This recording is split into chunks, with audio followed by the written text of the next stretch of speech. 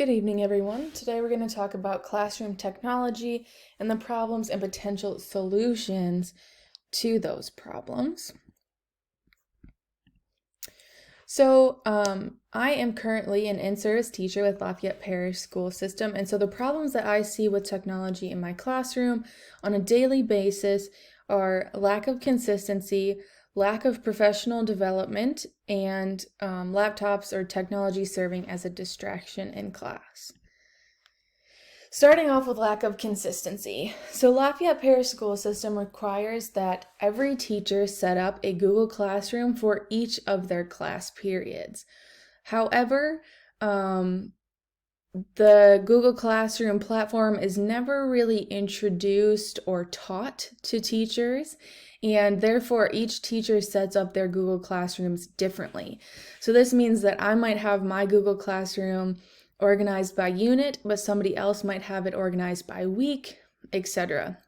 So the students have to learn where they can go to find documents and assignments differently for each of their classes.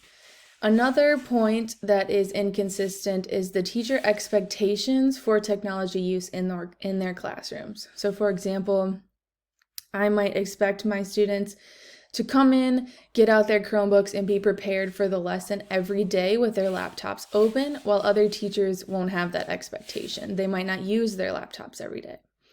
And the third point is how technology is aligned with curriculum in each class. So as an 8th grade science teacher, our curriculum is laid out for us through a national program called Open Sci-Ed.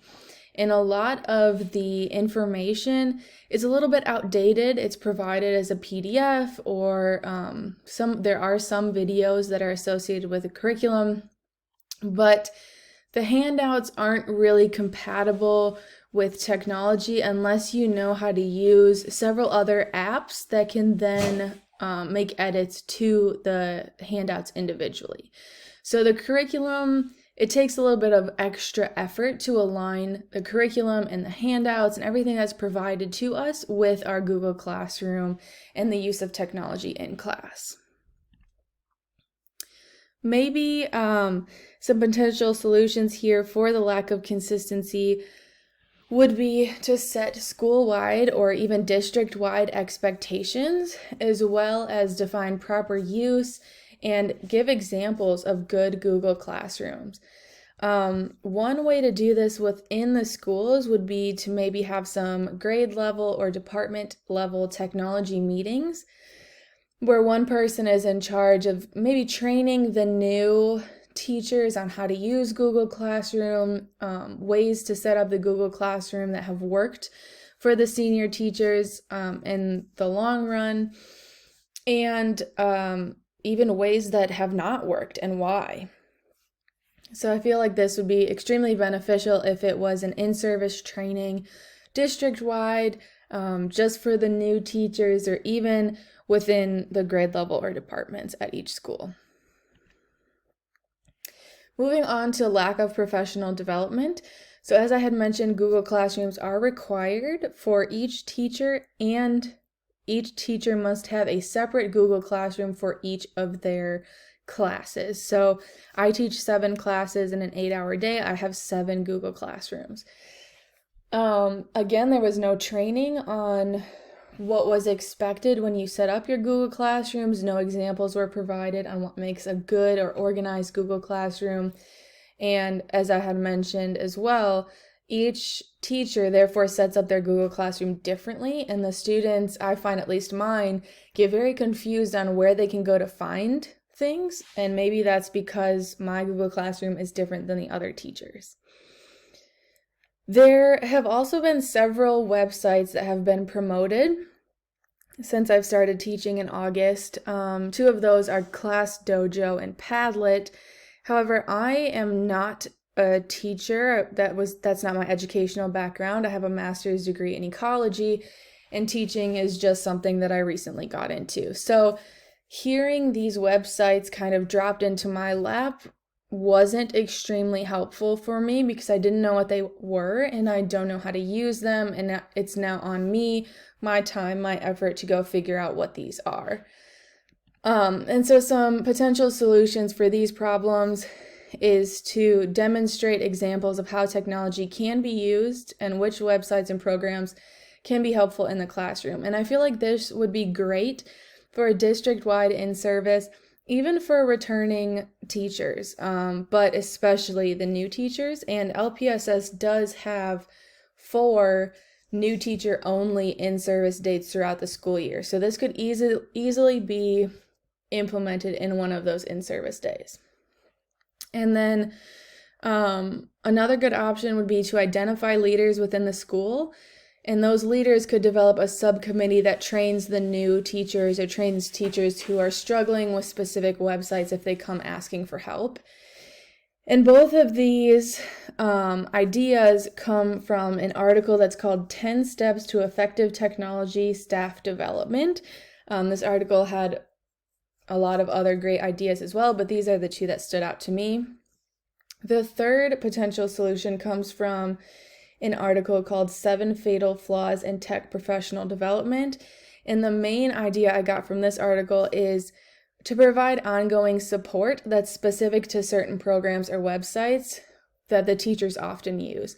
So if they're going to promote Class Dojo or Padlet or require teachers to use Google Classroom, there should be ongoing support throughout the entire school year for those programs that's headed by someone in the district or at the school.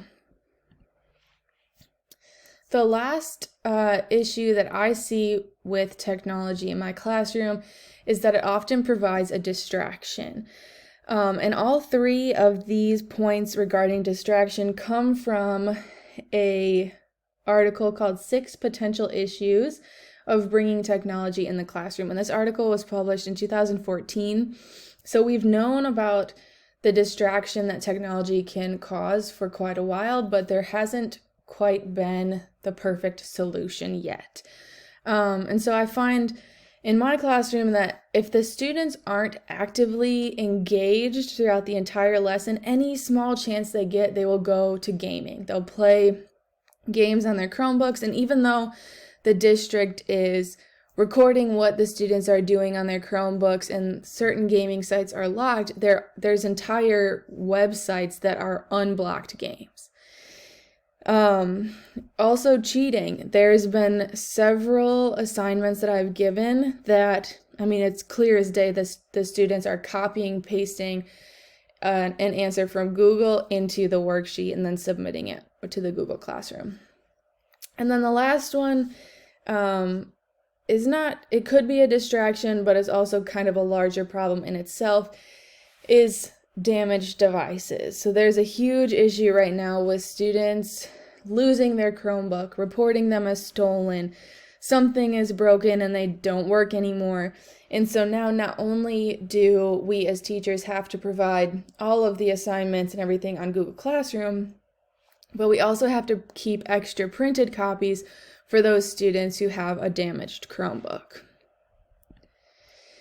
Potential solutions for this problem, as I mentioned, LPSS currently uses a program called GoGuardian, which is a classroom monitoring software where everything the students open on their Chromebook is recorded into the cloud and can be accessed, days after the fact.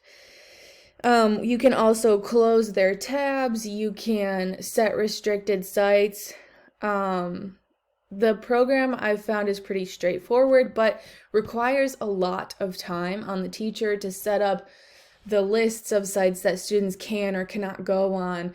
Or if you're teaching, you have to have the GoGuardian app up and running so that you can see what the students are viewing on their screens while you're also trying to teach your own lesson.